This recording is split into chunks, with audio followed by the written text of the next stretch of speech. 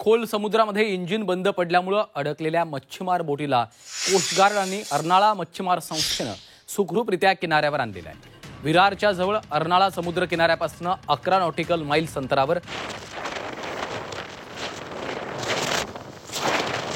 आई Tuljabhavani C नावाची ही बोट समुद्रात अडकलेली होती। हवामान बदलामुळे हे झाल्याचं समजतंय।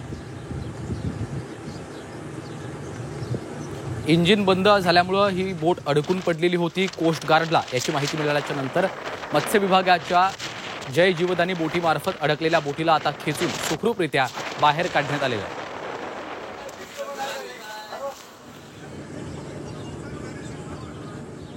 प्रथमेश तावडे आमचे प्रतिनिधी सध्या फोनलाईनवरून आपल्या सोबत जोडले गेलेले आहेत। प्रथमेश, नेमकं काय घडलेलं आहे, काय अपडेट्स आहेत?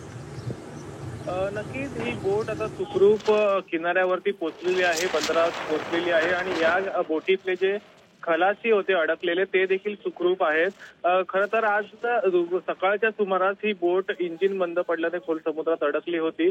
समुद्र किनाऱ्यापासून 11 नॉटिकल मैल अंतरावरती ही बोट अडकली होती आणि त्यामुळे याची जी माहिती आहे जी मत्स्य विभाग किंवा पेटीएम बोर्डाला मिळाल्यानंतर त्यांनी तातडीनं हालचाली करून जय जीवदानी नावाची जी बोट आहे ही बोट पाठवली। या बोटीने ती अडकलेली बोट खेचून जी आहे ती बंदर परिसरात आणलेली आहे।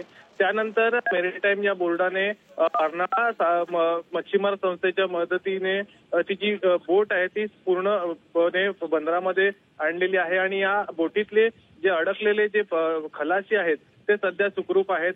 समुद्रात हवामान बदलामुळे खरं तर वातावरण बिघडलेलं आहे, मोठमोठ्या लाटा येतात, त्यामुळे बोटींचं नुकसान होतंय। अनेक मच्छीमार बोटी आहेत ज्या बंदरात परतलेल्या आहेत, मात्र ज्या अनेक मासेमारीसाठी जे खोल समुद्रात बोटी गेल्यात त्यांच्या अशा ज्या अपघातांमध्ये वाढ होताना आपल्याला दिसते। त्यामुळे खरं तर ज्या हवामान विभागाच्या निर्देशानुसार मासेमारी बोटींनी समुद्रात मासेमारीसाठी जावं असंच एक आव्हान जे आहे ते मत्स्य विभागाकडून करण्यात येतंय।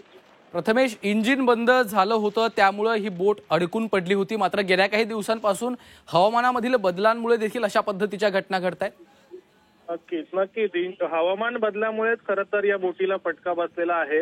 अनेक बोटींचं नुकसान होतंय। खरं तर यांची जी किंमत आहे ही लाखोंच्या घरामधली आहे आणि समुद्रामध्ये जे हवामान बदल होतंय, मोठमोठ्या लाटा उसळत आहेत, त्याच्या लाटांचे फटके जे आहेत ते बोटींना बसतात, त्यामुळेच ही बोट बंद पडली होती।